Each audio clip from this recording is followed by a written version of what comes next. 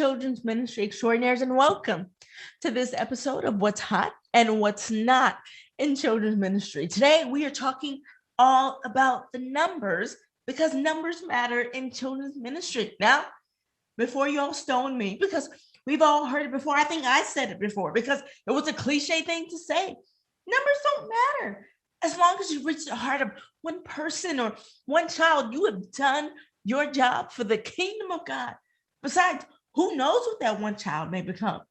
He or she could become the next Billy Graham. Well, true and false. Of course, you guys, it's important to never allow numbers or the lack of to affect how we portray the gospel message of truth.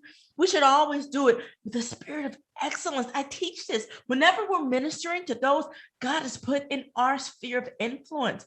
And yes, even if that means a few children that show up on Sunday, we should never become so obsessed with growth that it outtrumps the quality that we put out. And yes, I know it's not all about the numbers, but that doesn't mean that numbers don't matter. Listen, as children's ministry leaders, we have got to stop making excuses for the low numbers we produce. Whatever the excuse is, maybe it's the parents just won't bring the kids. Not my fault. Or maybe it's sports going on Sunday. Whatever it is, I want you to know today that God hasn't given you anything that he doesn't intend for you to grow and cultivate. If he gave you a facility that holds over 500 children, then you and your team has to believe without a shadow of a doubt that you are capable of meeting that threshold. And with the advancements of modern technology, especially during this pandemic, it has never been easier to reach digital natives right where they are. But your vision must be clear, you guys, and you must consider what it's going to take to meet the demands of your vision. Listen, to grow any relationship, the first step is you have to get to know the other person, right? You learn so much. You learn what works in your relationship and what doesn't. The point is, this same concept is true for numbers.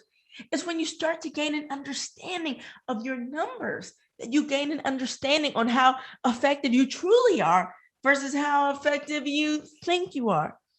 So let me ask you a question. How effective are you when it comes to reaching children and families right there in your community?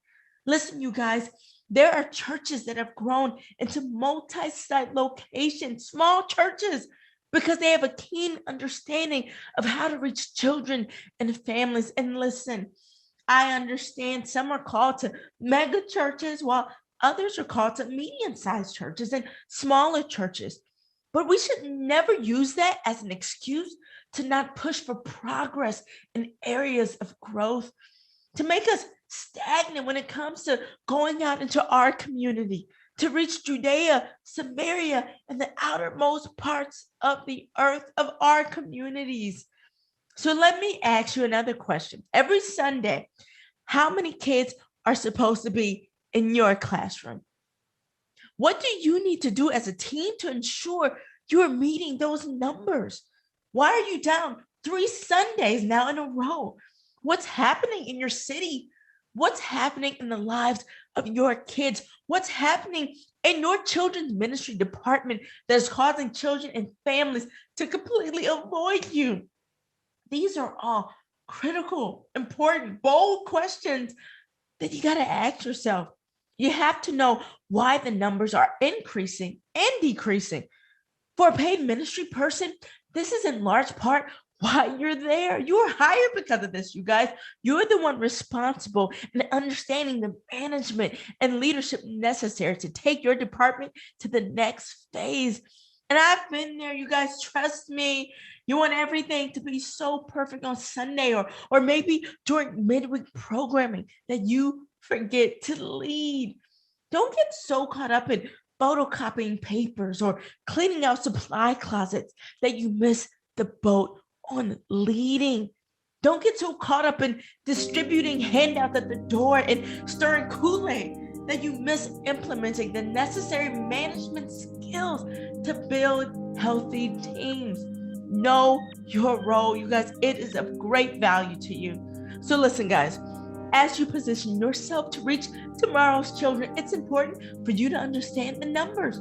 Modern enterprises constantly assess the health and success of their operations through key metrics and measures. The church is no different. So don't believe the hype in children's ministry. The numbers don't lie. There's more that you can do. Don't let low numbers prevent you from being all that you can be, all that you should be, and all that you will be. Start being better today by knowing your numbers, because at the end of the day, in children's ministry, numbers matter. Hey guys, it's Esther Moreno, and I will see you guys next week on another episode of What's Hot and What's Not in Children's Ministry.